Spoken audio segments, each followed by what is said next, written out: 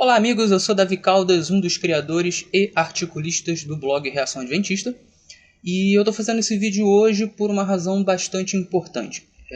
Sem mais delongas, eu escrevi uma carta para o reverendo Augustus Nicodemos. Para quem não sabe, o reverendo Augusto Nicodemos é um dos mais conhecidos pastores da Igreja Presbiteriana do Brasil. E o motivo de eu ter escrito essa carta foi um estudo que ele passa nas suas igrejas sobre seitas e heresias. Ele costuma passar esse estudo, acredito eu, todo ano. Tem 2 vídeos no YouTube sobre esse estudo. E um desses estudos menciona as doutrinas da Igreja Adventista do Sétimo Dia. Eu assisti os 2 vídeos. E o que me incomodou no vídeo não foi exatamente o fato dele achar que a Igreja Adventista do Sétimo Dia é uma seita ou que as nossas doutrinas são heréticas. O que me incomodou foi o fato de que das 9 doutrinas que ele citou no seu estudo, 7 não são doutrinas da Igreja Adventista do Sétimo Dia. Ou seja, ele fez alegações de que nós acreditamos em determinadas coisas que na verdade nós não acreditamos. Então isso me incomodou, porque afinal de contas é muito ruim quando alguém acredita que você sustenta algo que na verdade você não sustenta. Eu não acredito que o reverendo Augusto Nicodemos fez isso de maneira desonesta. Eu acho que o que aconteceu foi que ele estudou de maneira superficial. E por conta dessa superficialidade ele acabou deixando passar algumas coisas importantes para ele entender melhor as doutrinas adventistas do sétimo dia. Então, eu escrevi essa carta muito respeitosamente, até porque eu admiro bastante o Augustus Nicodemos e o trabalho que ele faz. Inclusive, no Reação Adventista, nós já publicamos algumas coisas que ele fala nos seus estudos, nas suas exposições, em algumas pregações. Eu, pessoalmente, me lembro de ter publicado dois vídeos dele, né? Foi uma pregação sobre a importância da lei na vida do cristão, certo? Eu menciono isso na carta. E a outra foi um testemunho que ele passou sobre expulsão de demônios, né? E outros parceiros do Reação Adventista, outros colaboradores, articulistas, também já publicaram outros textos dele. Então nós não temos nada contra o reverendo Augustus Nicodemos, pelo contrário, nós o admiramos bastante. Eu até menciono na carta que eu comprei um livro dele no ano passado, acho muito bom esse livro, eu recomendo a leitura. A Bíblia e seus intérpretes, uma breve história da interpretação, se não me engano é esse o nome, né? E é realmente um livro muito bom. Mas ele coisas imprecisas, né? Besteiras no estudo dele, né? E como é um estudo que os 2 vídeos eles são o mesmo estudo, eu assisti os 2, então como é um estudo que ele está sempre passando nas igrejas, então eu achei importante mostrar a ele que ele não está representando a Igreja Adventista do Sétimo Dia da maneira correta, da maneira que deveria ser representada, né? Então, para que ele possa passar nos próximos anos, né, estudos precisos sobre o que realmente a Igreja Adventista acredita, então eu achei por bem escrever essa carta. É uma carta grande, tá? São 61 páginas. E esse vídeo que eu estou fazendo aqui, eu vou falar um pouquinho do que eu falo nessa carta, mas é só um pouquinho, ou seja, esse vídeo ele não substitui a leitura da carta, né? São 61 páginas, eu cito muitos autores adventistas, muitos teólogos adventistas, então é óbvio que eu não vou citar esses teólogos todos aqui, porque senão o vídeo vai ficar gigantesco, né? Inclusive eu fiz tentativas de gravar esse vídeo outras horas, né?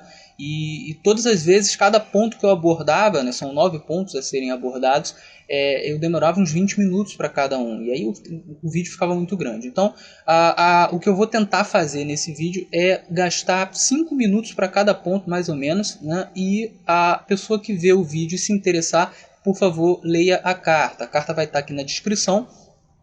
Eu enviei essa carta para diversos e-mails da Igreja Presbiteriana, né? Acredito que o Augustus Nicodemos já está com essa carta em mãos, mas ele ainda não respondeu. Eu enviei foi no dia 29 de março, né? É uma carta grande, então se ele pretender responder, eu acho difícil que essa resposta venha rápido, né? Mas nós estamos aí na expectativa de que ele responda, certo? Então, sem mais delongas, vamos começar aqui com o primeiro ponto, a primeira alegação. Estou com o meu computador aqui, eu vou usar bastante ele, então não vou olhar muito para a câmera, não se incomodem com isso, tá? Vamos lá. A primeira alegação do reverendo Augustus Nicodemos, né, é de que a Igreja Adventista do Sétimo Dia ela é exclusivista, né? E na concepção dele, ela é exclusivista no sentido de se ver como a única igreja cujos membros serão salvos, certo? Essa alegação ela está errada, completamente equivocada, tá? Ele se baseia em quê para dizer isso? Existem em muitos documentos oficiais adventistas a expressão remanescente, né? Então a Igreja Adventista ela se entende como remanescente, né? E ele entendeu, ao ler essa expressão, que remanescente seria os únicos salvos, né? Só que acontece, a Igreja Adventista do Sétimo Dia não se entende como remanescente no sentido soteriológico, ou seja, o sentido de salvação. Ela se entende como remanescente no sentido de missão, né? O que é ser remanescente no sentido de missão? É quando você desempenha uma missão que outros grupos não estão desempenhando ou não estão desempenhando numa proporção tão grande quanto você está, certo? Então, isso é uma coisa que a gente consegue ver até do ponto de vista empírico mesmo, né? Pegamos, por exemplo, o sábado, né? A doutrina do sábado ela é defendida pela Igreja Adventista do Sétimo Dia, né? É uma igreja cristã que é sabatista, e não existe nenhum outro movimento no mundo que tenha o tamanho da Igreja Adventista do Sétimo Dia. Nós temos cerca de 20 milhões de membros, né? E que seja sabatista, né? Também não existe nenhum outro grupo cristão no mundo que seja sabatista e que tenha igrejas em quase todos os países do mundo, né? Então, nesse sentido, né, nós temos desempenhado uma missão que não existe nenhum outro movimento que tenha desempenhado na mesma proporção. Existem algumas igrejas sabatistas por aí, mas elas não têm o mesmo tamanho da Igreja Adventista do Sétimo Dia e não têm a mesma proporção, não estão em todos os países. Então, existe uma diferença aí, né? Então, em termos de missão, em termos missiológicos, nós somos um remanescente. É assim que a Igreja Adventista se entende. Eu citei vários autores, né, falando sobre isso no primeiro ponto, entre eles o Raul Dedering.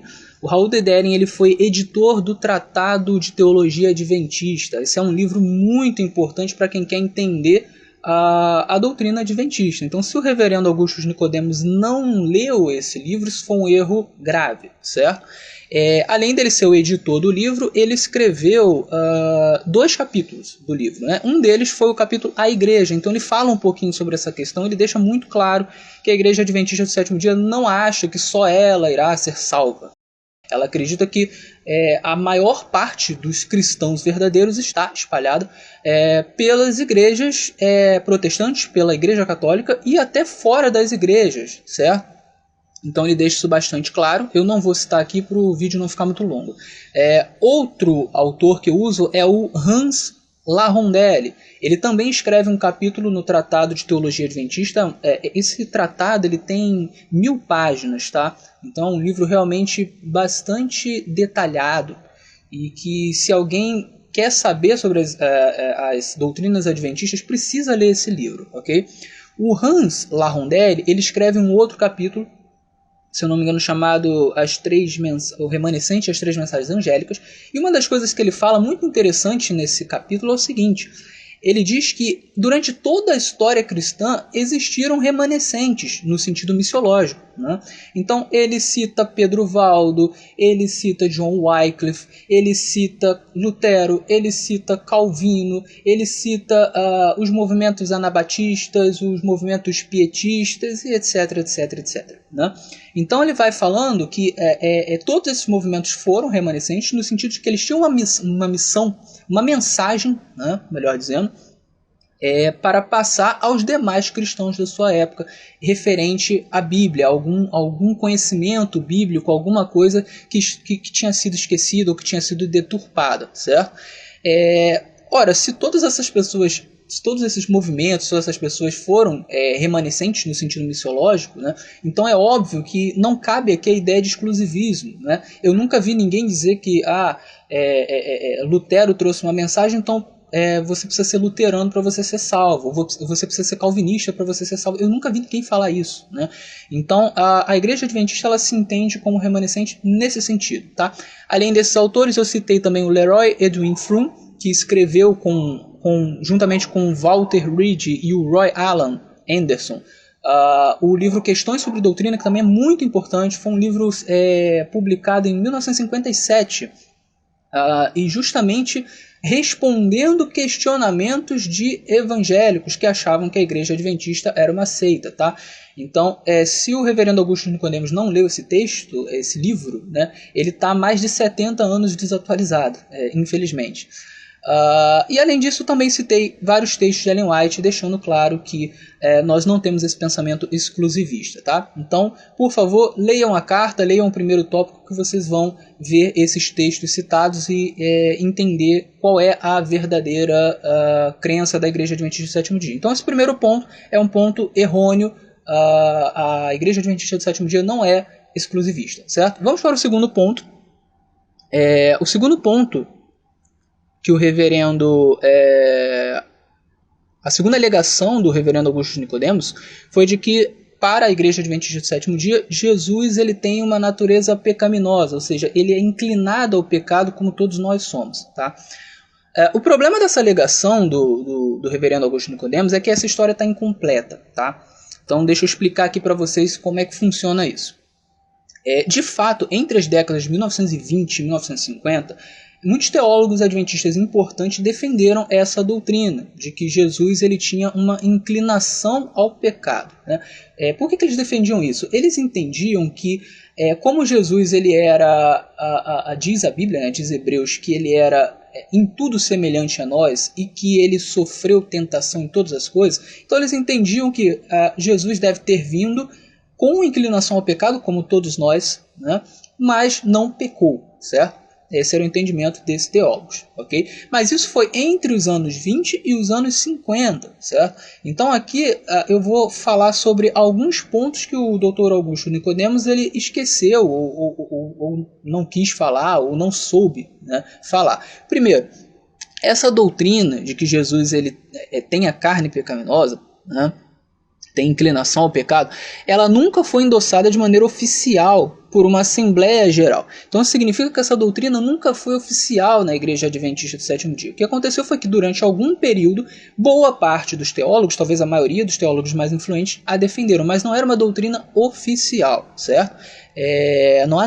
Inclusive não há nenhum documento com exposição oficial de doutrinas na Igreja Adventista que tenha essa doutrina da carne pecaminosa, né?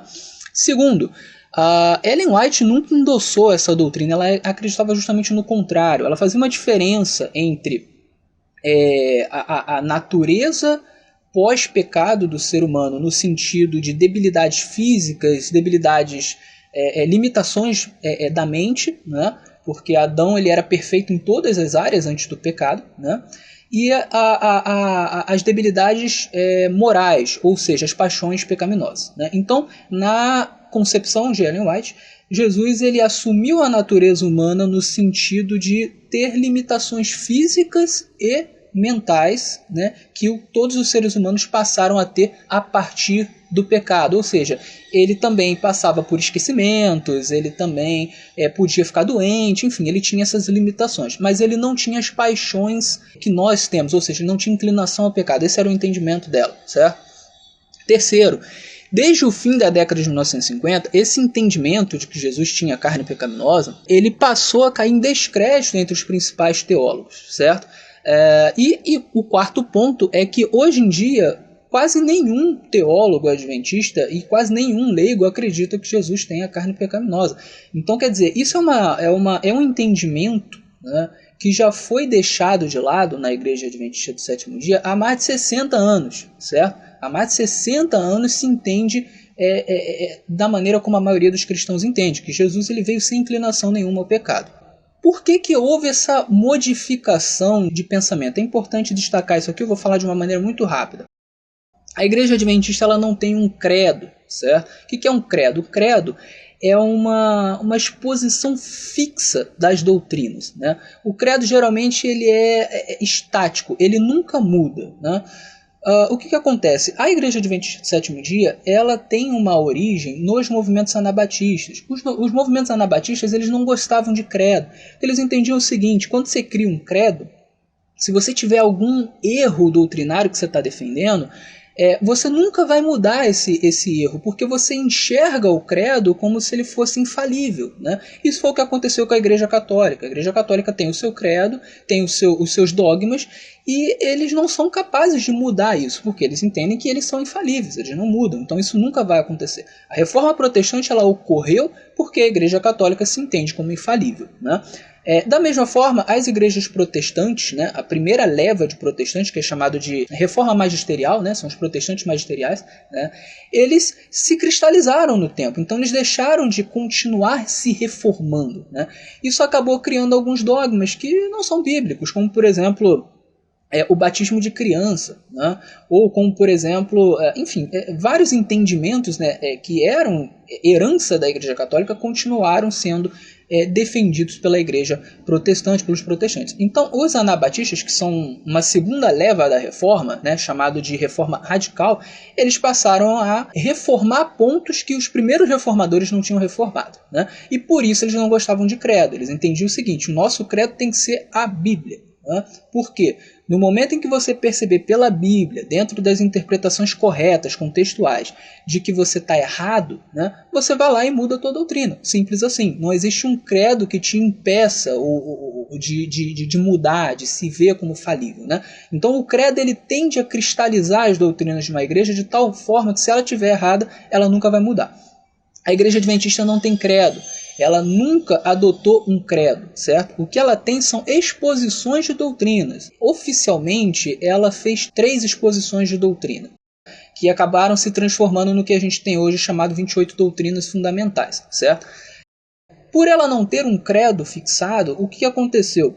Ao longo do tempo, a Adventista ela foi mudando muitos de seus pontos que estavam errados. Então, se você for olhar para escritos de teólogos de 1800 e pouco, né, você vai encontrar lá erros, doutrinas que alguns teólogos defendiam naquela época e que hoje não se defende mais. Por exemplo, muitos dos pioneiros eles não acreditavam na Trindade, certo? Hoje em dia, né, há muitos anos já, muitas décadas, a Igreja Adventista oficialmente acredita na Trindade. Então o que acontece? Os pontos foram sendo modificados, né? E isso é muito importante. Algumas pessoas acham que uma igreja que modifica as suas doutrinas a partir de estudos bíblicos é uma coisa ruim, porque seria perigoso. Mas eu entendo justamente o contrário. Uma igreja que enxerga que ela pode errar e que, portanto, ela precisa sempre estar estudando, questionando as suas doutrinas para chegar à doutrina correta de acordo com a Bíblia, é uma igreja que nos traz segurança. Porque a gente entende que se essa igreja errar, se ela falhar, através do estudo ela vai mudar, como de fato muitas vezes ela mudou. Eu usei para esse ponto o autor George Knight, né? Aliás, o George Knight ele é simplesmente o maior historiador eclesiástico da Igreja Adventista do Sétimo Dia de todos os tempos. Ele está vivo até hoje, é um grande teólogo, então quem não lê George Knight não entende quase nada de Igreja Adventista do Sétimo Dia. Se o Dr. Nicodemus não leu George Knight, então ele precisa urgentemente ler George Knight, né? Então me baseei em George Knight, também no Tiago White, Urias Smith, também em textos de Ellen White, do teólogo Vinícius Mendes e também do Kuembena Donker, né? E entre outros, certo? Então eu citei todos essas pessoas aqui, esses teólogos, e você pode, ao ler a carta, entender melhor o que eu estou falando. Um dos livros de George Knight que é essencial para ser lido por qualquer pessoa que queira entender a história da Igreja Adventista, a doutrina da Igreja Adventista e essa questão da mudança de doutrina, né, dessa abertura de mudar o que está errado, é o livro Em Busca de Identidade, também do George Knight. Tá? Então, quem tiver interessado em realmente saber o que a Igreja Adventista defende, por favor, leia este livro, certo? A terceira alegação do Augusto Nicodemus é de que a Igreja Adventista do Sétimo Dia coloca a Bíblia em Ellen White no mesmo patamar. Isso também não é verdade, tá? O que acontece? Ele se baseou baseou essa ideia em alguns autores que dizem o seguinte, que para os adventistas Bíblia e Ellen White são igualmente inspirados. Então ele entendeu, bom, se é igualmente inspirado, então eles estão no mesmo patamar, cumprem a mesma função e etc. Mas na verdade não é isso que a expressão quer dizer. Quando a gente diz que eles são igualmente inspirados, a gente está querendo dizer que Deus não inspira ninguém pela metade, certo? Se Deus inspira um profeta canônico e um profeta extracanônico, os dois são igualmente inspirados por Deus. Também não existe diferença de inspiração no sentido de uma coisa ser... Deus inspirou algo mais certo do que outro, então uma inspiração é mais certa, outra é mais errada, uma coisa é mais inspirada, outra é menos inspirada. Não, se é inspirado por Deus e acabou, né? Então é simplesmente isso que significa. Mas a Igreja Adventista do Sétimo Dia, oficialmente falando, rejeita a ideia de que Ellen White e a Bíblia possuem a mesma função. Não, eles não possuem a mesma função. A função da Bíblia é de ser a única regra de fé e prática do cristão. O que isso significa? Isso significa que quaisquer doutrinas precisam estar baseadas única e exclusivamente na Bíblia Sagrada. É de lá que a gente retira as nossas doutrinas. O que são doutrinas? São informações sobre Deus, sobre o caráter de Deus, sobre a natureza de Deus, sobre a salvação, sobre a inspiração da Bíblia, ou seja, esses temas importantíssimos, né, tanto para a nossa fé quanto para a nossa prática, né? Isso são doutrinas, certo? Então, por exemplo, a salvação pela graça mediante a fé, isso é uma doutrina bíblica, né? Ou se você pegar o fato de que Deus é um e Ele é onipotente, onisciente, onipresente, isso é uma doutrina. Então todas essas coisas são doutrinas. Questões referentes à santidade, à moralidade, isso são doutrinas, certo? Então todas as doutrinas adventistas do sétimo dia, elas estão baseadas única e exclusivamente na Bíblia. Essa é a função da Bíblia. A Bíblia é o nosso padrão, certo? Então se você quiser tirar a prova, você pode ir nas 28 crenças fundamentais, né? É um documento que tem a exposição das nossas crenças, né, adventistas. Você encontra isso na internet fácil. Você vai pegar as 28 crenças e você vai ver que todas elas estão baseadas em passagens bíblicas, em estudos bíblicos profundos. Claro, na exposição das crenças você não vai ver os estudos, né? Você vai ver só as passagens indicando. Mas se você for ler, por exemplo, o Tratado de Teologia ou questões sobre doutrina, esses livros que eu já citei, você vai ver que todos esses pontos estão baseados exclusivamente na Bíblia. Nós não precisamos de Ellen White para defender nenhuma doutrina. Não há nenhuma doutrina adventista do sétimo dia que esteja baseada em alguma visão de Ellen White, certo? Isso aí é um mito, tá? Você pode procurar, você pode comprovar lá, você vai ver que nenhuma das 28 crenças estão baseadas em visões de Ellen White, estão baseadas na Bíblia. Você consegue defender totalmente sem nem citar Ellen White, defender todas as doutrinas da Igreja Adventista do sétimo dia. Que é o que eu gostaria, aliás, que o reverendo Augusto Nicodemos tivesse feito, que ele tivesse focado em Bíblia. A maior parte do estudo dele, ele ficou citando textos de Ellen White. Ele deveria ter focado nas doutrinas bíblicas e não ficar citando textos de Ellen White, já que o nosso padrão é a Bíblia. Então, para que serve Ellen White? Ellen White, ela teve um ministério onde ela, entre outras coisas, ela incentivou muito a leitura da Bíblia, o estudo da Bíblia, e ela falou muitas vezes que a Bíblia deveria ser colocada em primeiro lugar, que a Bíblia deveria ser a nossa única regra de fé e prática, certo? Então, no meu terceiro ponto, eu cito diversos textos de Ellen White falando sobre isso, né? Falando que a Bíblia deveria estar em primeiro lugar, que a Bíblia deveria ser mais estudada, que a Bíblia deveria ser o centro da nossa vida, certo? Então, uma das funções dela foi conduzir o povo adventista do sétimo dia a estudar sempre a Bíblia, a colocar a Bíblia em primeiro lugar. E até por causa disso nós fomos capazes de nos consertar em várias coisas. Ela apontava a Bíblia, a gente estudava mais e por consequência a gente mudava as doutrinas que estavam erradas. Então eu falo aqui, eu cito aqui Ellen White, cito Tiago White, Uriah Smith, George Knight, Robert Olson, Martin Burt, Alberto Tim, Duane Esmond, Wilson Paroski, todos eles falando a mesma coisa, né? Só para fechar esse ponto, eu acho que é importante aqui eu fazer uma distinção entre doutrina e informação. Muitas pessoas acreditam que sola scriptura é você acreditar apenas nas coisas que estão na Bíblia. Não é bem assim, tá? Sola scriptura é você acreditar apenas nas doutrinas bíblicas. Mas isso não significa que todas as coisas estão na Bíblia. Então, por isso é bom você fazer uma distinção entre doutrina e informação, né? Então, como eu já falei, doutrina são coisas importantes referentes a caráter de Deus, natureza de Deus, salvação, santificação, moralidade, etc. Informação são coisas que podem ser verdade ou não e que não afetam as doutrinas bíblicas. Não formam doutrina bíblica nova, não afetam a nossa fé, não afetam a nossa prática. Eu vou dar alguns exemplos. A maioria dos cristãos acredita que quem escreveu o Evangelho de Mateus e Marcos foram Mateus e Marcos, certo? O problema é que não existe no Evangelho de Mateus e Marcos essa informação. Não tem lá escrito assim, eu, Mateus, escrevi o Evangelho de Mateus. Não existe lá em Marcos, eu, Marcos, escrevi o Evangelho de Marcos. Então, de onde que se tira essa informação? Essa informação é tirada da patrística. A patrística, que são os primeiros teólogos da igreja a partir do segundo século, eles informam que quem escreveu os Evangelhos de Mateus e Marcos foram o Mateus, discípulo de Jesus, e o João Marcos, né, que era primo de Barnabé, chegou a andar com Paulo durante um tempo. Eles informam isso e a gente aceita como informação histórica. Pode ser mentira?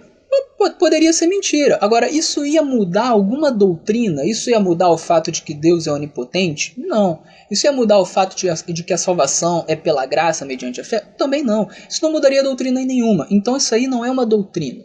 Isso aí é uma informação. Quer ver outras informações que a gente costuma acreditar, mas não estão na Bíblia? Nós acreditamos que Paulo foi decapitado. Essa informação não está na Bíblia. Nós acreditamos que João, a maioria dos cristãos, acredita que João ele foi tacado num barril de óleo quente, né? Essa informação também não está na Bíblia. Tem um monte de informações que nós acreditamos que são de caráter histórico, de caráter arqueológico, que não estão na Bíblia. Mas elas não são doutrina, então não tem problema você acreditar. Elas podem ser verdadeiras, certo? Então não tem problema nenhum. Então sola escritura não é você acreditar apenas no que está na Bíblia. É você acreditar apenas nas doutrinas que são ensinadas pela Bíblia. Então o que acontece? Ellen White é entendida pelos adventistas como uma profetisa extracanônica. A Bíblia faz referência a profetas extracanônicos.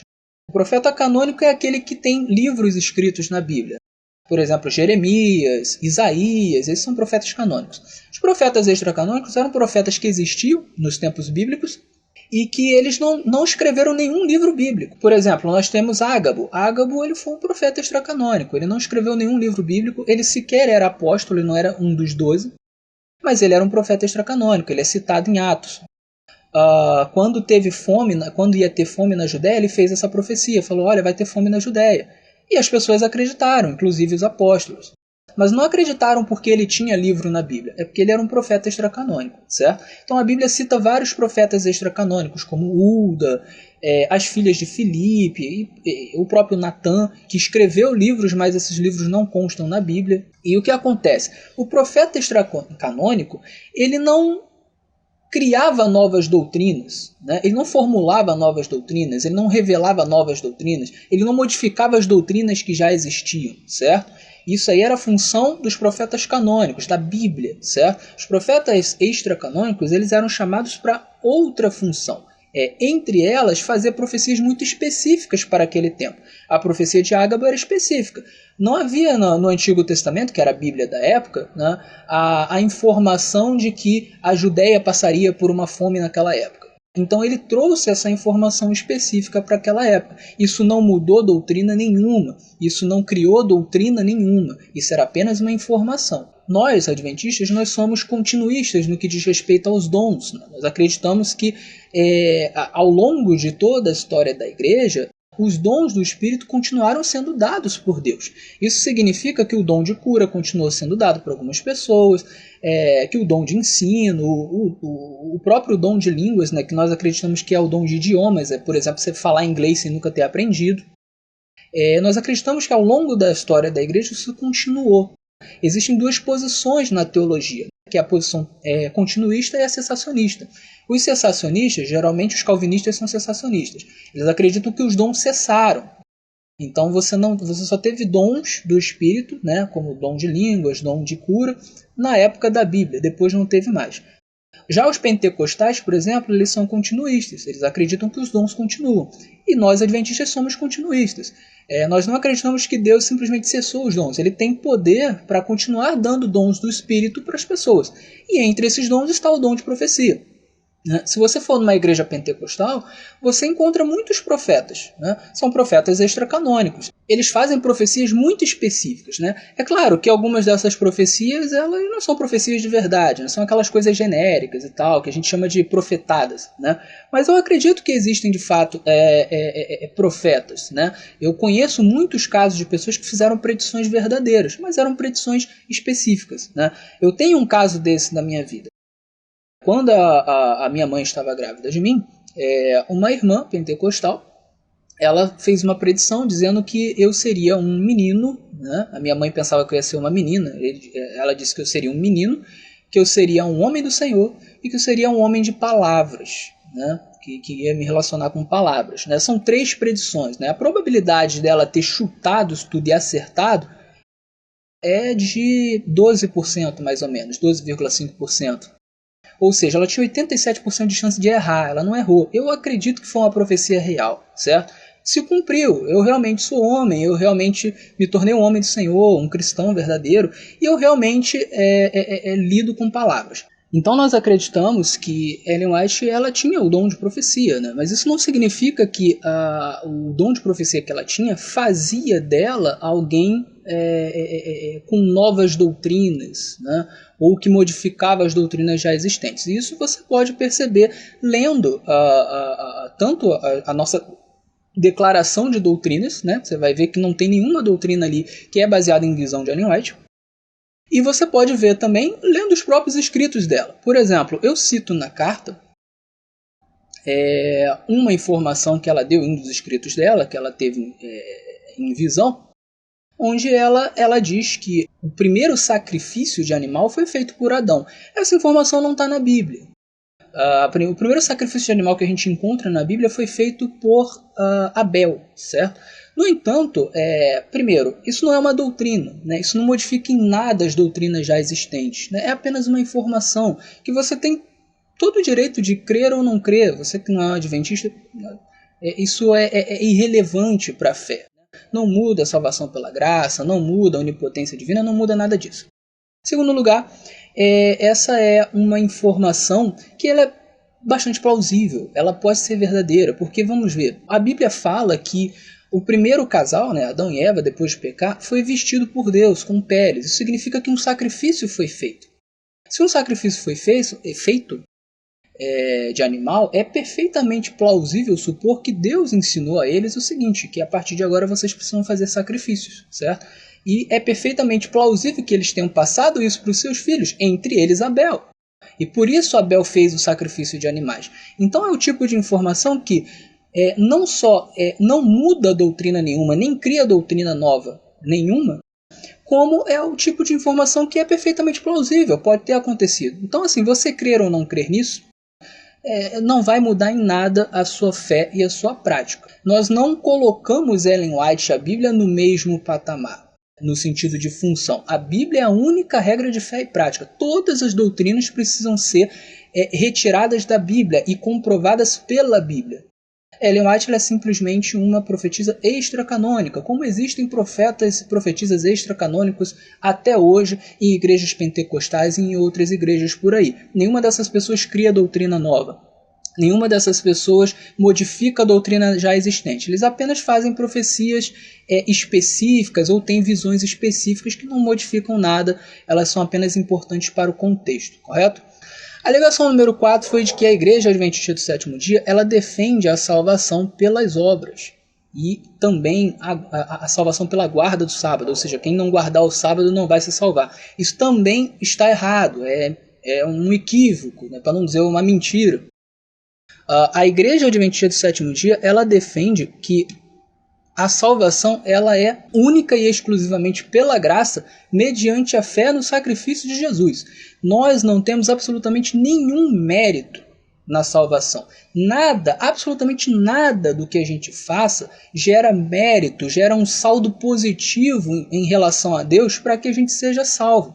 Eu coloquei diversos textos de Ellen White, porque o Augusto Nicodemo citou Ellen White para poder dizer que ela não acreditava na salvação pela fé, pela graça mediante a fé, né? Então eu citei um monte de textos de Ellen White mostrando que ela defendia, fora de qualquer dúvida, que nós não temos mérito nenhum, que nós somos salvos absolutamente pela graça mediante a fé. Inclusive tem um texto dela muito interessante, mais de um até, em que ela fala que nem mesmo a fé gera mérito diante de Deus. Embora a salvação seja pela graça mediante a fé, ou seja, nós precisamos ter fé, mas ela deixa claro o seguinte: nem mesmo a fé que você tem faz com que você tenha mérito diante de Deus, faz com que você mereça a salvação, faz com que você tenha pontos positivos diante de Deus. Não, simplesmente ele diz assim: tenham fé, eu vou salvar vocês, mas a salvação é pela graça, certo? Ou seja, nós não merecemos, porque nós não pagamos o preço. Nós somos pecadores, o salário do pecado é a morte. Era a única forma da gente pagar a nossa dívida, seria morrer e morrer eternamente, porque se nós temos pecado, então nós não temos direito de ressuscitar. Então Jesus simplesmente vai lá e resolve esse problema. Ele morre por nós. Isso é graça. Então eu cito dezenas de textos de Ellen White, literalmente dezenas de textos, falando sobre isso, principalmente dos livros Fé e Obras, que é um livro, é um compilado de textos de Ellen White falando sobre salvação pela graça mediante a fé. Então, se o reverendo não leu isso, ele também cometeu um erro grave, que a melhor maneira de saber o que ela achava sobre salvação é lendo esse livro, que é um ótimo compilado. E também o livro Caminho para Cristo, que é um livro bem pequenininho, ele deve ter umas 150 páginas, e ele fala muito sobre essa questão de salvação pela graça mediante a fé, certo? Então são dois livros que inclusive eu coloco na bibliografia da carta, né, e que eu sugiro que quem quer saber realmente qual a posição de Ellen White, qual a posição da Igreja Adventista sobre salvação pela graça mediante a fé, leia. É necessário ler esses livros. Sobre a questão da guarda dos mandamentos, da obediência, da guarda do sábado, é importante fazer uma distinção aqui. Nada do que a gente faz gera mérito diante de Deus, certo? Só que a Igreja Adventista do Sétimo Dia, ela sempre faz essa ênfase, ela enfatiza o fato de que quando você é salvo pela graça, mediante uma fé verdadeira, essa fé verdadeira, por ser verdadeira, ela leva você ao cumprimento dos mandamentos. Ela leva você a ser obediente, certo? Então não existe uma fé verdadeira em Jesus Cristo que não gere boas obras, que não gere o cumprimento dos mandamentos. Então, como é que isso funciona? Se você for pegar os textos do próprio Paulo, por exemplo, né? Paulo ele falava que a salvação era pela graça mediante a fé, mas ele também dizia o quê? Se você for lá em Efésios, por exemplo, Efésios 2, dos versos 8 a 10, pela graça sois salvos mediante a fé. Isso não vem de vós, é dom de Deus, para que ninguém se glorie, não de obras, enfim. No verso 10 vai dizer que nós fomos feitos para as boas obras, ou seja, você não é salvo pelas suas obras, elas não geram mérito diante de Deus, elas não fazem você ficar com saldo positivo para que Deus te salve. Só que isso é o que acontece quando você é salvo. Você é salvo para fazer boas obras. Por que isso acontece? Jesus vai dizer lá em João 14:15, o seguinte: quem me ama, guarda os meus mandamentos. Então como é que funciona? Se você crê verdadeiramente em Jesus, você vai amá-lo. Se você vai amá-lo, obviamente você vai guardar os mandamentos, você vai desejar guardar os mandamentos, e ele vai te ajudar nisso. Você vai ser perfeito? Não, você vai cometer falhas. 1 João vai falar que se você pecar, você tem um advogado para te perdoar, que é Jesus Cristo. Ele limpa o seu pecado, certo? Mas você vai estar sempre procurando fazer a vontade de Deus. Não é isso que te salva, mas esse é o resultado de você ter uma fé verdadeira, de você ter sido salvo pela graça. O resultado é você cumprir os mandamentos, é você buscar fazer a vontade de Deus. Isso é óbvio, qualquer cristão diz isso. Tiago, no capítulo 2, ele justamente vai fazer uma crítica a quem tinha fé, mas achava que o fato de ter fé o eximia de ter boas obras. Ora, essa é uma fé falsa. Tiago vai chamar de fé morta, porque se a sua fé é verdadeira, você precisa gerar boas obras, né? É o normal, é o automático, certo? A evidência de que sua fé é verdadeira é você querer cumprir os mandamentos de Deus, é você querer fazer a vontade de Deus, fazer a vontade de Jesus. Então essa é a crença adventista do sétimo dia. E existe uma ênfase muito grande da igreja adventista do sétimo dia nisso, de que você precisa fazer a vontade de Deus, cumprir os mandamentos. É óbvio, você ama Deus, você foi salvo por Ele, então você é o que se espera de um cristão, certo? Isso não significa que cumprir os mandamentos gera mérito. O sábado ele salva? Não, o sábado não salva, mas o sábado, a guarda do sábado é o que se espera de quem ama Deus de verdade, de quem tem uma fé verdadeira em Jesus Cristo, né? E que entendeu que o sábado é a vontade de Deus, que o cumprimento do sábado é bíblico, né? A partir do momento em que você entende que algo é bíblico, que você entende que Deus quer que você faça alguma coisa, automaticamente você vai se esforçar para fazer. Por quê? Porque a sua fé é verdadeira. Então isso não te salva, mas isso é o resultado de você ter uma fé verdadeira. Só para terminar esse ponto, de fato, num futuro próximo de natureza escatológica, o sábado ele se tornará, ainda não é, mas ele se tornará um sinal distintivo naqueles que já aceitaram a Cristo como seu Salvador, reconhecendo-o como Criador, que é a função do sábado. O sábado, ele tem uma das suas funções, das suas principais funções, é apontar a Deus como o Criador do mundo, né? É o melhor mandamento que aponta a Deus como Criador. Então, essa é uma das principais funções do sábado.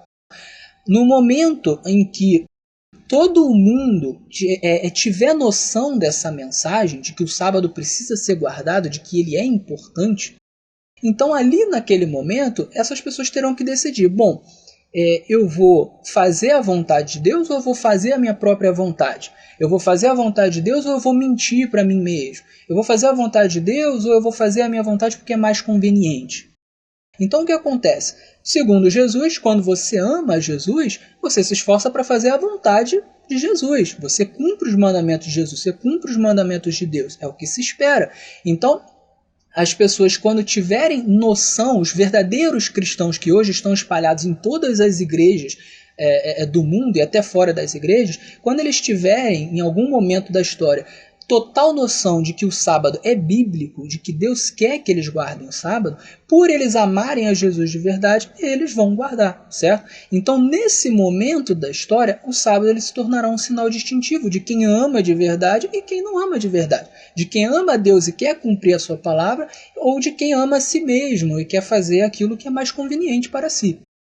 Ora, se você sabe que precisa fazer alguma coisa porque está na Bíblia, Deus está te falando para fazer, e você simplesmente escolhe não fazer, você prefere fazer a sua vontade, então é difícil a gente entender que você realmente ama a Deus. E se você não ama a Deus de verdade, então a sua fé ela não é verdadeira, né? Se a sua fé não é verdadeira, fica complicado para a sua vida, porque a palavra diz que você é salvo pela fé. A fé tem que ser verdadeira.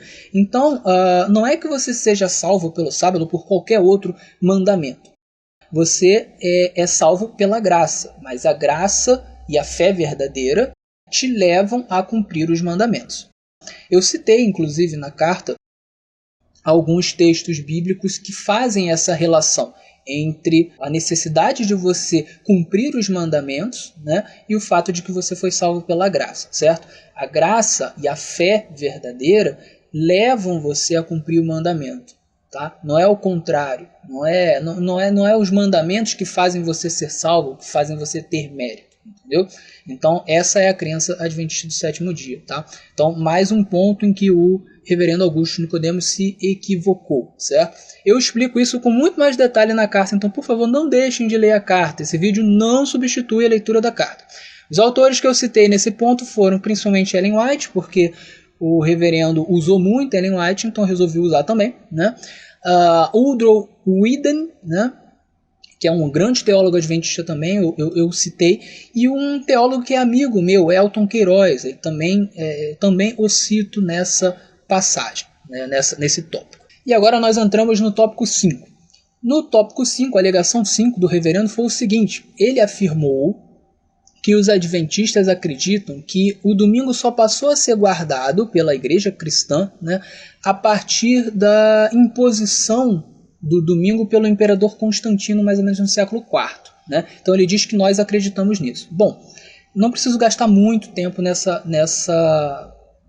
questão. Isso nunca foi uma doutrina, certo? Isso foi um entendimento de muitos adventistas durante algum tempo, principalmente os leigos, né? Por quê? Porque os teólogos eles costumavam a enfatizar bastante esse decreto, que se eu não me engano foi feito no ano 321, de Constantino, de que o domingo seria um dia de guarda, um dia sem trabalho. Então eles enfatizavam muito. Isso levou muitos leigos a pensarem que, bom, então antes disso as pessoas guardavam o sábado, só passaram a guardar o domingo a partir do decreto do imperador.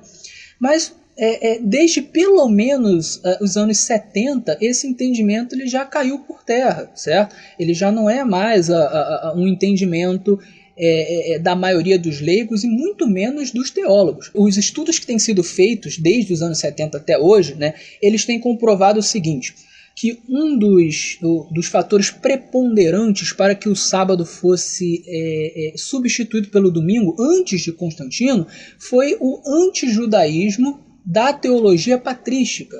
Então, como eu já falei, os pais da igreja, chamados pais da igreja, né, eles são os teólogos a partir do 2º século depois de Cristo, certo? E eles eram, em geral, extremamente antijudaicos. Eles eram contra os judeus na teologia, eles eram muito antipáticos ao judaísmo, né? Então você tem diversos textos de pais da igreja, como Inácio, Orígenes, Justino Marte, Epifânio, Jerônimo, quem mais? João Crisóstomo, que aí já é 4º século, e muitos outros, né? O Eusébio, que foi um dos historiadores da igreja, 2 outros historiadores, o Sosômen, o Sócrates, que não é o Sócrates filósofo, tá? É um Sócrates que foi historiador eclesiástico. Esses caras tinham textos extremamente antijudaicos. O João Crisóstomo, então, ele chegava a dizer que os judeus eram piores que demônios, que eles eram bêbados, que eles eram um bando de meretrizes e ladrões, que as sinagogas eram piores que bordéis. Então, esse sentimento antijudaico que existia não só na teologia patrística, mas também na sociedade romana, foi crescendo a partir do 2º século, e ele influenciou muito demais essa substituição do sábado pelo domingo. Isso tem sido apontado como fator preponderante. Os autores que eu usei para esse tópico foram Samuel Bacchiocchi, Kenneth Strange e o D.A. Carson, que nem adventista mas ele escreveu um livro muito bom sobre essa questão, que embora seja uma tentativa de mostrar que a substituição do sábado pelo domingo é coerente com a Bíblia, né, ele acaba reforçando muitos pontos adventistas. O Samuel Bacchiocchi, vale lembrar aqui, ele foi um teólogo muito importante da Igreja Adventista do Sétimo Dia. Ele defendeu uma tese chamada do sábado para o domingo, né? Essa tese ele defendeu, essa tese doutoral, na Pontifícia Universidade Gregoriana, lá em Roma, né? E ele conseguiu o título de doutor com essa tese. O que ele defende na tese é justamente isso, que a substituição do sábado para o domingo não aconteceu na Bíblia, não aconteceu no Novo Testamento, aconteceu a partir do 2º século, e o fator preponderante foi justamente o antijudaísmo da patrística. Eu tenho alguns livros que eu escrevi, ainda não publiquei porque é um processo um pouco burocrático, mas um dos livros eu falo justamente sobre essa questão da substituição do sábado pelo domingo, que foi uma coisa gradual a partir do 2º século, né? Durou mais ou menos do 2º século até o 4º século, até que o domingo se tornasse efetivamente em todas as igrejas, tanto do Ocidente quanto do Oriente, o dia de guarda, certo? Então eu falo um pouquinho sobre isso, eu uso um pouquinho a tese do Bacchiocchi, que é muito boa. Sugiro a leitura do Samuel Bacchiocchi e também do Kenneth Strange, que inclusive escreveu o capítulo sobre o sábado no Tratado de Teologia Adventista, que é uma obra que eu já citei aqui, é muito importante ser lida. Tá? Só para fechar esse ponto, né, o reverendo Augusto Nicodemos ele cita algumas passagens do Novo Testamento para tentar defender a ideia de que a substituição do sábado para o domingo aconteceu já no Novo Testamento. Mas essas passagens elas são muito frágeis, eu explico isso na carta, leiam por favor. Nenhuma delas diz efetivamente que porque Jesus ressuscitou, então agora todos deveriam guardar o domingo. Isso não é dito. Isso não é dito que o domingo substituiu o sábado. Não é dito. Tá? Então leiam que vocês vão entender melhor essa argumentação. Além do mais, o Augusto Nicodemos chama o domingo, né, o primeiro dia da semana, de dia do Senhor. Acontece que na Bíblia dia do Senhor só tem um, que é o sábado, né? Também tem o dia escatológico do Senhor, né? Que é quando ele vai voltar, mas no sentido de dia santo só tem um, que é o sábado. O sábado no Antigo Testamento era chamado de dia de Yahvé, ou dia de Adonai, certo? Adonai significa meu Senhor, certo? Quando Yahvé se referia ao sábado, ele chamava meu sábado, ou seja, meu santo dia, meu santo sábado, né? Tem várias passagens a respeito sobre isso. No Novo Testamento, Jesus vai chamar o sábado de quê? Vai dizer que ele é o Senhor do sábado. Ou seja, tanto no Antigo quanto no Novo Testamento, Deus ele é o Senhor do sábado. Né? Isso significa que o dia do Senhor é qual? É o sábado, isso é óbvio.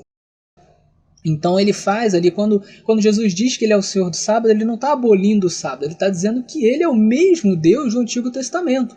O Yahvé que tinha um dia especial para ele. Esse dia especial ele não é só de judeus. Deus abençoou e santificou o sétimo dia lá em Gênesis, no capítulo 2, versos 1 a 3. Não havia Israel, não havia judeus, não havia Abraão, certo?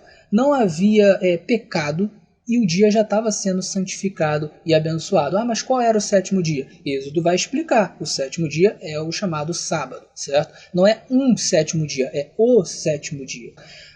Isaías 56, 1 a 8 vai dizer inclusive que os gentios deveriam guardar o sábado. Ele diz assim, não pense, Isaías 56, 1 a 8, não pense que por você ser gentil você não pode agradar o Senhor, você pode. Aí ele diz ali que ele deveria guardar o sábado, deixar de fazer o mal, enfim. A circuncisão, que era um rito só para judeus, o gentil não era obrigado a se circuncidar, nunca foi, né? Nem no Antigo Testamento você não encontra nenhuma passagem sobre isso. A circuncisão ela não era imposta ao gentil que queria adorar a Yahvé. O que era imposto era o sábado. E aí você vai entrar aí no Novo Testamento, você vai ver em diversas passagens de Atos que Paulo e os demais cristãos eles guardavam o sábado, eles iam às sinagogas no sábado. Onde tinha sinagoga, eles iam no sábado na sinagoga. No capítulo 17, Paulo, quando ele teve que trabalhar, ele trabalhava durante a semana, no sábado ele parava e ia para a sinagoga. No capítulo 16 vai mostrar que cidade que não tinha sinagoga, Paulo e os seus companheiros eles se reuniam em algum lugar mais tranquilo para poder cultuar. Então continuou sendo o dia de guarda. Isso era o dia de guarda. Você não encontra outro dia de guarda na Bíblia, no Novo Testamento. Tá? O dia do Senhor é o sábado. Tá? Então isso a defesa do reverendo Augusto Nicodemos ela não faz muito sentido aqui. Vamos pular para o sexto ponto, a sexta alegação do reverendo Augusto Nicodemos, que também não é verdadeira. Ele diz o seguinte, que os adventistas acreditam que Satanás é corredentor. Ele chega a essa conclusão porque nós temos uma compreensão de Levítico 16 que é diferente de muitos cristãos, a maioria dos cristãos. Em Levítico 16 você tem o ritual da expiação, o chamado Yom Kippur, né? Como é que funcionava esse ritual? Né? Você tinha o santuário, que é israelita, né? Que era uma representação do santuário celeste, segundo o livro de Hebreus. E aí o que acontece? Você tinha lá os sacerdotes, né? 2 vezes por dia havia um sacrifício geral pelas pessoas, um de manhã e um à tarde, que era chamado de sacrifício contínuo. Além disso, existiam outros sacrifícios, e todos esses sacrifícios que eram feitos, eles representavam o sacrifício de Jesus, certo? E a eficácia diária do sacrifício de Jesus. E o que acontece? Os sacerdotes eles só podiam entrar até o lugar santo do santuário. O santuário tinha 2 compartimentos, o lugar santo e o lugar santíssimo, também chamado de Santo dos Santos. Eles só entravam até o lugar santo. O lugar santíssimo, só quem podia entrar era o sumo sacerdote. Ele só entrava uma vez por ano, que era nesse ritual do Yom Kippur, o dia da expiação. E o que ele fazia nesse dia? Durante todo o ano, aqueles pecados que tinham sido perdoados, figurativamente, eles ficavam depositados no santuário. Isso não significa que os pecados não tinham sido perdoados, já tinham sido perdoados, mas figurativamente falando, é como se o registro deles estivesse ali, no santuário, certo? Então, uma vez por ano, o Yom Kippur ele servia para limpar o santuário. Então ele limpava ele limpava todas as pessoas, mas também limpava o santuário de todos aqueles pecados. O santuário ficava puro. Isso está escrito aí em Levítico 16. Como é que se fazia essa purificação do santuário? Traziam 2 bodes para o sumo sacerdote, e aí ele lançava sorte sobre esses bodes, tá? E aí quando ele lançava sorte sobre esses bodes, para que ele fazia isso? Porque um bode ele era para Iavé, o outro bode era para Azazel. É o que diz o texto de Levítico, já vou explicar o que isso significa, né? O bode para Iavé, a sorte que caía sobre o bode que ia ser para Iavé, esse bode ele era sacrificado. E aí o sumo sacerdote entrava no lugar santíssimo com o sangue desse bode, aspergia o sangue desse bode no lugar santíssimo e ali, figurativamente falando, os pecados que estavam depositados no santuário eram retirados do santuário, certo? Então quem fazia a expiação era o bode morto, certo? O bode para Iavé. Aí o que acontecia com o bode para Azazel? O bode para Azazel não morria, ele ficava esperando o ritual acabar. Ficava preso lá esperando o ritual acabar. Quando o ritual acabava, o santuário já estava purificado, o povo já estava purificado, estava tudo pronto. Aí o que fazia? O sacerdote pegava o bode vivo, que era o bode para Azazel, e figurativamente falando, passava os pecados que tinham sido purificados do santuário, ele passava para o bode Azazel, certo? E aí depois mandava alguém lançar esse bode no deserto. Isso é o que está escrito em Levítico 16. Como a maioria dos cristãos entende essa passagem? Eles entendem que os 2 bodes simbolizavam Jesus, né? O bode que morre, que é o bode para Iavé, simbolizava o sacrifício de Jesus. E o bode que é levado para o deserto simbolizava o fato de que Jesus leva os nossos pecados nas costas, certo? Então, para a maioria dos cristãos, é isso que o texto dizia. Entretanto, os adventistas eles entendem diferente. Eles entendem que o bode para Iavé ele representava Jesus. O bode para Azazel representava Satanás. Então por isso o bode para Iavé morria, certo? Porque Jesus morreu na cruz. E o bode para Azazel não morria. Isso significava que o bode para Azazel, ou seja, Satanás, não expiava pecados. Quem expiava pecados era Jesus. Então é assim que os adventistas entendem. Só que aí o que acontece? A maioria dos cristãos acusa os adventistas de entender que Satanás ele é corredentor justamente porque caberia a ele a parte de levar os pecados embora. Então seria mais ou menos assim, Jesus se sacrifica, mas quem leva os pecados é Satanás, né? Então o bode ele teria parte na expiação. E eles se baseiam em 2 versos de Levítico 16 para dizer que os 2 bodes faziam expiação, né? São os versos 5 e o verso 10. O verso 5 diz que 2 bodes eram trazidos para expiação e lançava-se sorte sobre eles. E o verso 10 diz que o bode Azazel, né, ele ficava ali esperando para fazer expiação diante dele. Está escrito isso no texto, né? Então eles concluem que os 2 bodes faziam expiação e que, portanto, quando a gente diz que um bode representa Satanás, então Satanás ele era corredentor. Tá? O problema dessa interpretação é o seguinte: o texto de Levítico 16 ele apresenta 2 informações aparentemente contraditórias. Porque se você for ler dos versos 15 ao verso 19, você vai reparar o seguinte, que o ritual da expiação era feito todinho pelo bode para Iavé. Ou seja, o bode para Azazel ele não fazia o ritual. Se você for ler lá no verso 19, você vê que o ritual terminava, e só depois que o ritual terminava e o santuário e o povo já estavam purificados, os pecados já estavam limpos, já estavam expiados, é que o bode Azazel entrava em cena. Ou seja, todo o trabalho de expiação era feito somente pelo bode para Yahvé. Por quê? Porque só o bode para Yahvé morria. Está escrito lá no texto. Tá? Outro ponto. Claramente o texto faz uma distinção entre duas entidades. Uma entidade é Yahvé, que é Deus, certo? Então um bode era para Yahvé. O outro bode era para outra entidade, que era Azazel. Muitos comentaristas, e não são comentaristas adventistas, tá? Eles entendem que Azazel era um demônio, né, conhecido na época dos hebreus, né? E que, portanto, esse nome ele foi usado como um tipo, uma figura para demônios ou para Satanás, né? Então, o bode para Azazel ele simbolizaria justamente Satanás mesmo. Tem muitos grandes exegetas que pensam assim. Eu citei vários no texto, eu vou falar depois, tanto exegetas judeus quanto exegetas cristãos, incluindo aí metodistas, presbiterianos, muitos pensam assim, tá?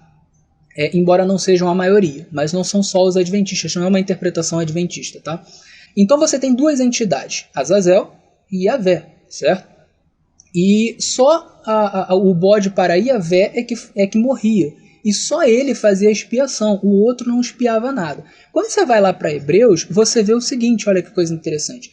O autor de Hebreus ele diz que todas as coisas eram purificadas por meio de sangue, certo? Então, se não houvesse derramamento de sangue, não havia remissão de pecados, está em Hebreus. Então, o único bode que realmente purificava e redimia pecados, perdoava pecados, era o bode para Yahvé. O bode para Azazel não morria, não derramava sangue, logo ele não podia purificar, ele não podia expiar pecado nenhum.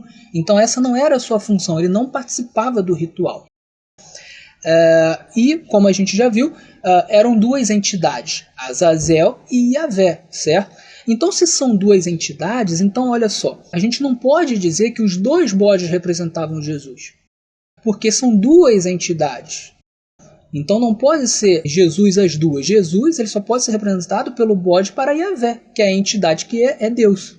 A entidade que não é Deus, que é Azazel, não pode representar Jesus. Então tem que ser outra coisa, certo? Então o texto ele parece indicar que o bode para Azazel ele não fazia expiação nenhuma, né? O contexto bíblico parece indicar isso também, porque ele não morria, né? E aí a gente fica com um problema, porque os versos 5 e 10 parecem indicar que os dois bodes faziam expiação, enquanto que o restante do texto e mais a leitura de Hebreus dão a entender que só um bode fazia expiação, porque só um bode morria e porque só um bode representava Yahvé, o outro representava Azazel, que a gente não sabe quem é, certo? Então, o problema aqui ele é exegético, é entender o que o texto está dizendo. Não é um problema relacionado aos adventistas. Não, a gente precisa entender o que o texto está dizendo. Parece que tem duas informações contraditórias, né? Como que os adventistas entendem os versos 5 e 10? Né? Basicamente, o verso 5 ele diz que ia ter um sorteio, certo? Então é natural que antes do sorteio os dois bodes eles estivessem encaminhados para expiação, porque não se fosse dito que os dois bodes eram para expiação, porque não se sabia ainda qual deles que seria de fato, né? Então isso é uma espécie de metonímia. É tipo quando você diz assim, me recomendaram ler Lutero e Calvino. Na verdade, não te recomendaram ler Lutero e Calvino, te recomendaram ler livros de Lutero e Calvino. Então você suprime uma palavra. Da mesma forma, o texto está dizendo que dois bodes eram para expiação, né? Para não precisar dizer assim, dois bodes serão escolhidos para que sejam sorteados para que um deles expie o outro não. Então ele diz os dois para expiação, só que no decorrer do texto você vê que apenas um de fato era para expiação, que era o bode para Yahvé e não o bode para Azazel. Como o sorteio era feito depois, então antes de ser feito o sorteio ninguém sabia qual seria qual. Então por uma questão metonímica você diz separa dois para expiação. Então essa é uma das explicações, tá? Existem outras mais técnicas, mas essa é uma das mais fáceis de entender. Quanto ao verso 10, A palavra traduzida como expiar, fazer expiação por ele, né? Referente ao bode Azazel, essa palavra ela pode ser traduzida como por ele, mas também pode ser traduzida como diante dele, sobre ele, na frente dele, ao lado dele, certo? Então o que acontece? Pelo contexto a gente entende que na verdade o que o texto está querendo dizer é que o bode Azazel ele era deixado ali de lado para que a expiação fosse feita ao lado dele, né? Ao lado do bode Azazel, e não por meio do bode Azazel. Eu explico isso melhor na carta, né? Mas essas explicações do verso 5 e 10, elas fazem com que a gente entenda que de fato o bode Azazel ele não fazia expiação nenhuma. Logo, ele não poderia ser considerado Jesus. Jesus não pode ser tipificado por um bode que não morre, que não faz expiação e que representa outra entidade que não Yahvé, né? Então, curiosamente falando, é a interpretação da maioria dos protestantes que acaba sendo meio incoerente, né? Porque se o texto claramente está dizendo que tem duas entidades, que é Azazel e Yahvé, Yahvé obviamente é Jesus, Azazel não pode ser Jesus, então quando o protestante diz que os dois fazem expiação, então eles estão dizendo que tem dois redentores, o Yahvé, representado pelo bode para Yahvé, e o Azazel, representado pelo bode para Azazel. Então, assim, o feitiço se lança contra o feiticeiro aqui, né? Porque acaba que a interpretação da maioria dos protestantes que coloca como existindo dois redentores. Então, a Igreja Adventista, basicamente, ela defende que só existe um redentor, um que faz expiação, que é Jesus, e ele é representado por um bode só. O diabo não faz redenção nenhuma, ele não expia pecado nenhum, certo? O que representa então os pecados sendo lançados sobre o bode de Azazel e ele sendo lançado no deserto? Isso aí não representa a ideia de que o Satanás carrega os nossos pecados no sentido expiatório. Isso representa a ideia de que depois do juízo divino, o diabo vai pagar pelos seus pecados. E não só pelos seus pecados, mas pelos pecados de todas as pessoas que ele fez pecar, né? Porque ele tem culpa nisso, ele fez as pessoas pecarem. Então todos os pecados ele vai ser condenado por eles, ou seja, vão ser lançados sobre eles. Então não é no sentido expiatório, é no sentido condenatório. O bode Azazel, ele representa Satanás sendo condenado, não Satanás fazendo expiação. Quem faz expiação é apenas Jesus, e portanto é apenas um bode, certo? Então é basicamente isso. Quais são os autores que eu menciono nesse tópico? Eu menciono diversos autores que têm essa mesma defesa, né, de que Azazel representava outra entidade, que não Deus, que não Jesus, né?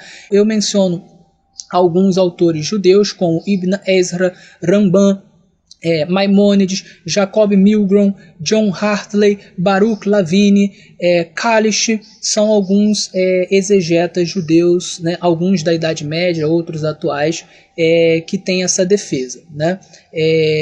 Tem textos até do período intertestamentário que também viam Azazel como sendo uma representação de Satanás, tá?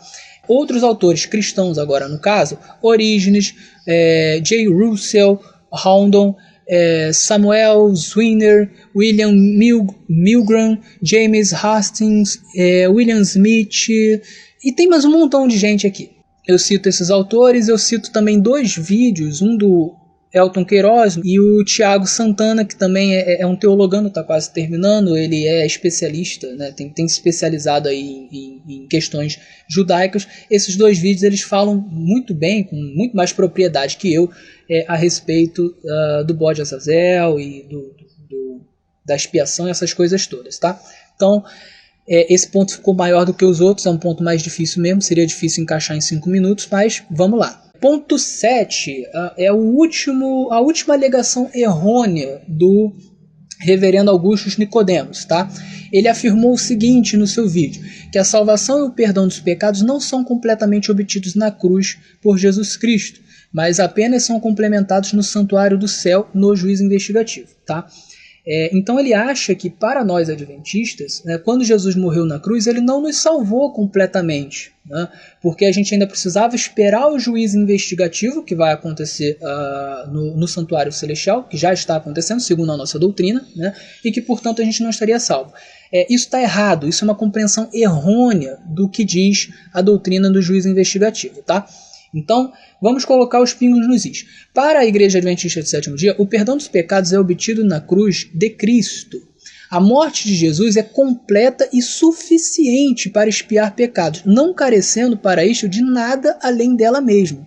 A doutrina do juízo investigativo, eu escrevi aqui no resumo, segundo a crença adventista, ela não serve para salvar, ou para definir quem foi salvo, ou para revelar a Deus quem foi salvo. Ora bolas, Deus é onipotente, onisciente, onipresente. Ele já sabe quem vai ser salvo desde sempre. Então ele não precisa de um juízo para ele saber quem foi salvo. Ele também não precisa de um juízo para identificar quem vai ser salvo, ou para definir quem vai ser salvo, porque isso já é definido na vida do crente. Quando você crê em Jesus e você morre crendo em Jesus, você já está salvo, né? Então não precisa de um juízo posterior para definir isso, ou para avisar a Deus que essa pessoa ela foi salva, certo? Então, conforme eu escrevo aqui, o juízo investigativo não serve para isso. Aqui, ó.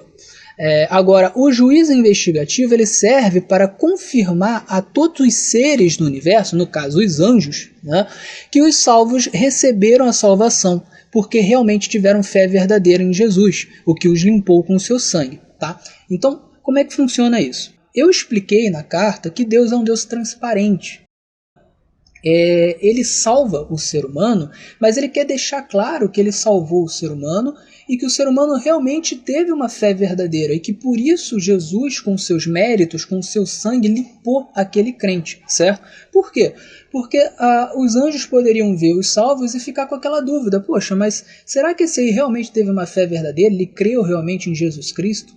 Então Jesus, Deus, para fazer um julgamento transparente, ele dá acesso aos anjos para que os anjos olhem os registros e percebam que realmente aquela pessoa que foi salva, ela foi salva porque o sangue de Jesus a limpou. E o sangue de Jesus a limpou porque ela teve uma fé verdadeira em Jesus, certo? Então o juízo investigativo ele não serve para definir quem vai ser salvo ou para avisar a Deus quem foi salvo. Ele serve para mostrar aos anjos que as pessoas que foram salvas, elas foram salvas porque de fato tiveram uma fé verdadeira e que por isso Jesus, com seu sangue e seus méritos, pôde limpar essa pessoa, certo? É só para isso, ou seja, é um juízo de transparência. Ele é feito para gerar transparência, não para criar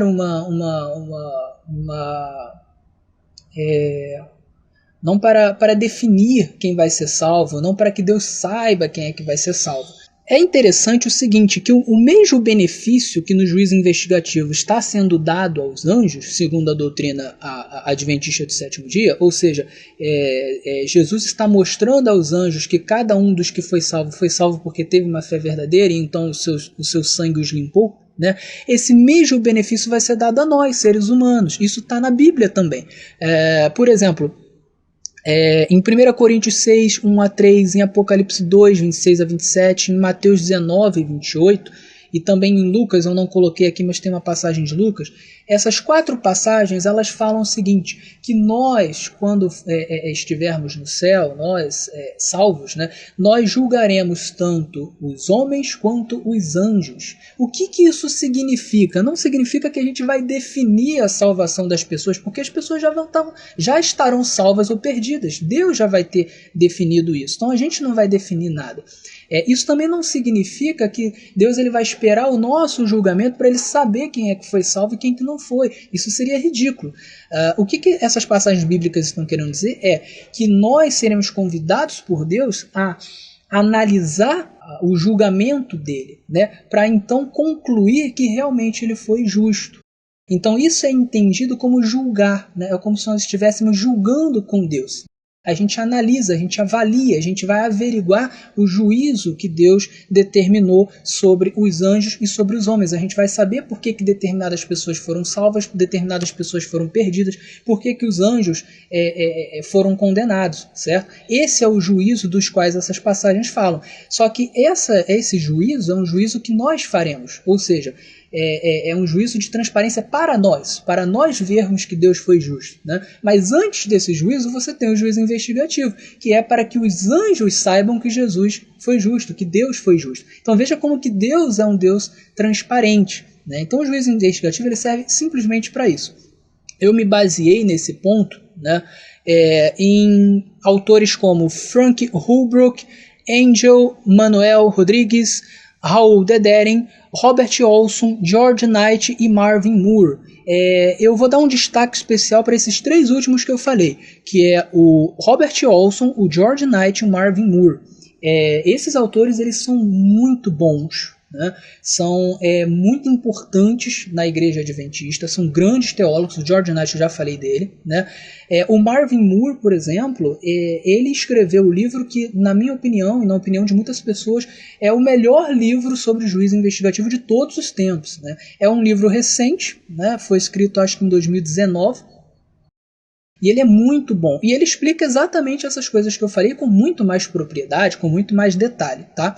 Então eu sugiro a leitura desses autores e sugiro a leitura da carta, porque eu explico essa questão de maneira muito melhor também, tá? Então mais um erro do reverendo Augusto Nicodemos, né?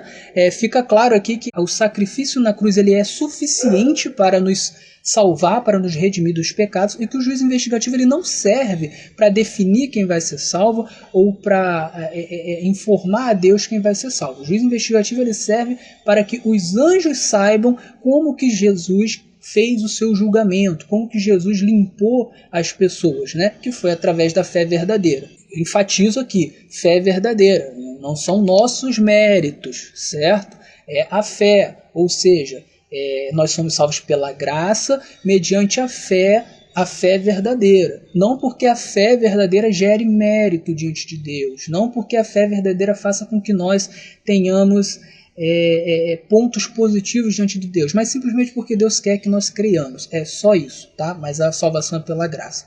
Então aqui nós terminamos os 7 pontos, né, de erro do reverendo Augusto Nicodemos, né?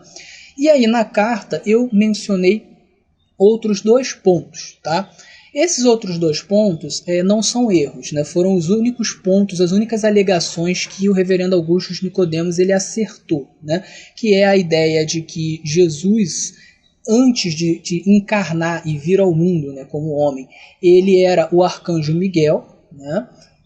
E essa doutrina realmente nós temos, ela é verdadeira. Isso não significa, tá, que nós acreditamos que Jesus é uma criatura, tá? Nós não acreditamos nisso. Jesus é Deus, sempre existiu, ele é eterno, ele é a segunda pessoa da Trindade, tá? Mas nós acreditamos que ele, no Antigo Testamento, ele tomou a forma do arcanjo Miguel, né? Então o arcanjo Miguel é um nome para a segunda pessoa da Trindade no Antigo Testamento, tá?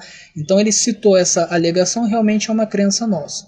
E citou também a alegação de que nós acreditamos na mortalidade da alma, ou seja, quando a pessoa morre, ela não vai diretamente nem para o céu nem para o inferno, ela fica inconsciente, ela morreu de verdade, e ela só vai ressuscitar quando Jesus voltar. Embora essas alegações elas sejam verdadeiras, o tratamento que o reverendo Augusto Nicodemos deu no estudo dele sobre essas crenças, né, faz parecer que nós somos hereges por conta de crer nessas 2 coisas, né? O que não faz muito sentido. Por exemplo, a crença de que Miguel é Jesus no Antigo Testamento, que Jesus é Miguel no Antigo Testamento, ela não é uma crença adventista. Muitos teólogos até hoje creem nisso, né? Inclusive o próprio João Calvino, eu cito isso na carta. João Calvino, em comentários ao livro de Daniel, ele dizia que a posição dele era que Miguel era Jesus Cristo, só que no Antigo Testamento, tá? Uma das coisas engraçadas que o reverendo Augusto Nicodemos fala no vídeo dele, né, é que Jesus não poderia ser Miguel porque Miguel é um anjo, né? E os anjos não podem ser adorados, então Jesus não poderia ser um anjo, o anjo é uma criatura, tá? Só que isso não faz sentido, porque todos os cristãos creem, por exemplo, inclusive nós adventistas, que Jesus veio como homem, um homem como qualquer um, ele era 100% homem, e no entanto ele era 100% Deus também. Então ele era Deus, se tornou homem, né? Essa é uma doutrina reconhecida pelos cristãos, né? Então o fato de Jesus ter vindo como homem não faz com que ele não seja Deus, certo? Então, da mesma forma, por que Jesus não poderia se tornar um anjo para os anjos no Antigo Testamento? No caso, o chefe dos anjos, porque Miguel é descrito como o chefe dos anjos, né? Então isso não faz nenhum sentido. Assim como Jesus, assim como a segunda pessoa da Trindade poderia se tornar um homem e se tornou de fato, ele poderia se tornar um anjo. Isso não faz com que ele seja menos Deus, certo? Então esse argumento do reverendo Augusto Nicodemos é muito estranho. Eu fiz um estudo sobre isso na carta e mostrei diversas evidências de que de fato Jesus é Miguel no Antigo Testamento, né? Uma dessas evidências é justamente o fato de que o anjo de Yahvé, o anjo do Senhor, é a segunda pessoa da Trindade. Ele é citado no Antigo Testamento sempre como o anjo de Yahvé ou o próprio Yahvé. Então, se o anjo de Yahvé é o próprio Yahvé, né, então ele é a segunda pessoa da Trindade. Eu explico isso em detalhe. E se o anjo de Yahvé ele é o principal dos anjos, né, então é razoável que você diga que ele é Miguel, porque Miguel é o principal dos anjos. A Bíblia fala de Miguel como o arcanjo, o chefe dos anjos. Mas eu explico melhor isso na carta. Mais uma vez eu ressalto que esse vídeo não substitui a carta, então por favor leiam a carta. E no 9, né, ele também faz algumas alegações estranhas, né, o reverendo Augusto Nicodemos. Por exemplo, ele diz que Lucas 23:43, que é aquela passagem sobre o ladrão na cruz, né, refuta a ideia de que as pessoas morrem e ficam inconscientes, né, porque Jesus teria prometido que no mesmo dia, né, em verdade te digo que hoje estarás comigo no paraíso, né? Só que aí ele menciona que nós adventistas, né, falamos que no original grego, né, não existe vírgula ali, não existe a palavra que ali. Então a frase seria: em verdade te digo hoje estarás comigo no paraíso. Você pode botar a vírgula antes do hoje ou depois do hoje. Se você colocar depois do hoje, ficaria: em verdade te digo hoje estarás comigo no paraíso. E nós entendemos que é isso que Jesus quis dizer, né? E aí o Augusto Nicodemos ele faz uma piada, né? Uma ironia, dizendo assim: ué, mas isso não faz sentido. Quando que ele ia dizer em verdade te digo ontem, em verdade te digo amanhã? Mas veja bem, esse hoje, né, o advérbio hoje, ele era usado no aramaico e no hebraico muitas vezes como uma expressão linguística de ênfase, sabe? Então, assim, você encontra isso em várias passagens de Deuteronômio e até em passagens de Atos, que foi escrito por Lucas, né? Então se dizia assim: eu te digo hoje. Isso era um recurso de ênfase, não tinha a ver com eu estou te dizendo no dia de hoje, né? Ou estou prometendo alguma coisa no dia de hoje. Não, é um recurso de ênfase. Então eu falo sobre isso, está na Bíblia. E além disso, né, você tem João 20:17. João 20:17 deixa claro o seguinte: que Jesus não subiu ao céu, não subiu ao Pai, né, assim que ele morreu, né? Ele diz isso para Maria. Ele diz: não me detenhas porque eu não ainda subi ao Pai. Então quer dizer, se ele não subiu ao Pai, então ele não esteve na sexta-feira com o ladrão no paraíso. Então é óbvio que a promessa não era: você estará hoje no paraíso. Em verdade te digo hoje, estarás comigo no paraíso. Eu explico também isso em mais detalhe na carta. Existe um ponto que eu não coloquei na carta, que é o ponto, um dos vídeos, né, porque eu me baseei mais em um vídeo do que o outro. Embora o estudo seja o mesmo, em um dos vídeos ele acrescenta um ponto a mais, uma alegação a mais, seria a 10ª alegação, que é a de que nós adventistas não acreditamos no inferno eterno. Esse também ele está certo, tá? Nós não acreditamos nisso, né? Ele cita uma passagem, ou algumas passagens, não me lembro, falando que a Bíblia fala sobre inferno eterno e tal e tudo, né? Eu não vou explicar isso aqui porque também demandaria muito tempo, mas nós realmente cremos nisso e há boas razões para isso, né? Uma das razões é o seguinte, né? Diversas passagens que falam sobre o fogo que nunca se apaga são passagens extremamente simbólicas, são idiomatismos, tá? Elas eram usadas no hebraico para demonstrar que uma destruição seria completa. Então, por exemplo, você pode ler Isaías 34, né? Se você for pegar a partir do verso 9 até mais ou menos o verso 15, você vai ver que ali está falando sobre um fogo que nunca se apaga, mas ao mesmo tempo fala que a cidade ia ficar totalmente deserta, que não ia ter ser humano nenhum, mas que ia ter palácios, ruínas de palácios e matagal e animais selvagens. Ora, então ela não está falando de um fogo que nunca se apaga de fato, né?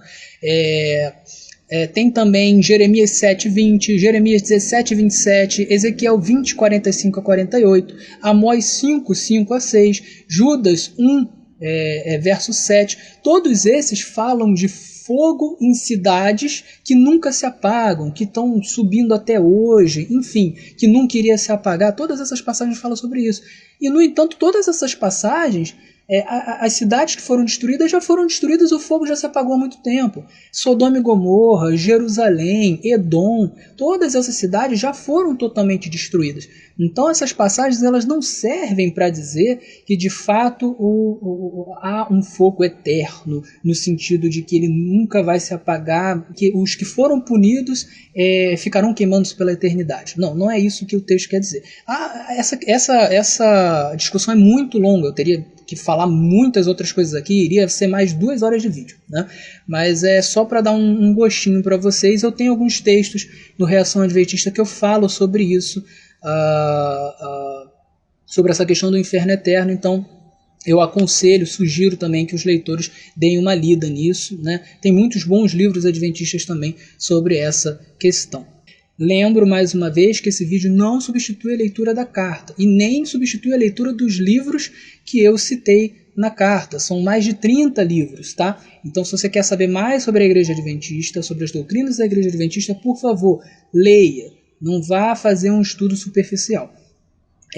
O reverendo Augusto Nicodemos ainda não me respondeu. Espero que responda, estou orando por essa resposta, né? Eu fui muito educado na carta, eu admiro o reverendo e eu acredito que, como ele é uma pessoa honesta, eu acredito que ele vai responder e vai se desculpar pelos erros que ele cometeu em relação à Igreja Adventista, tá?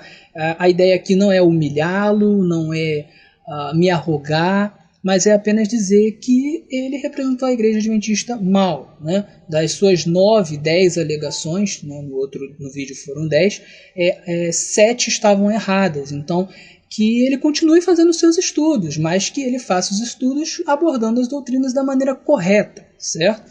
Então aqui fica a dica, e fica a dica para qualquer pessoa que queira falar sobre a Igreja Adventista do Sétimo Dia. Estude profundamente. Não é legal quando você afirma coisas de qualquer pessoa que seja que não são verdadeiras. Faça estudos precisos, represente corretamente o seu adversário. Eu não estou pedindo aqui para você crer nas doutrinas adventistas do sétimo dia. Eu estou pedindo para você ser honesto, para você ser preciso em relação às doutrinas adventistas do sétimo dia e quaisquer outras doutrinas, né?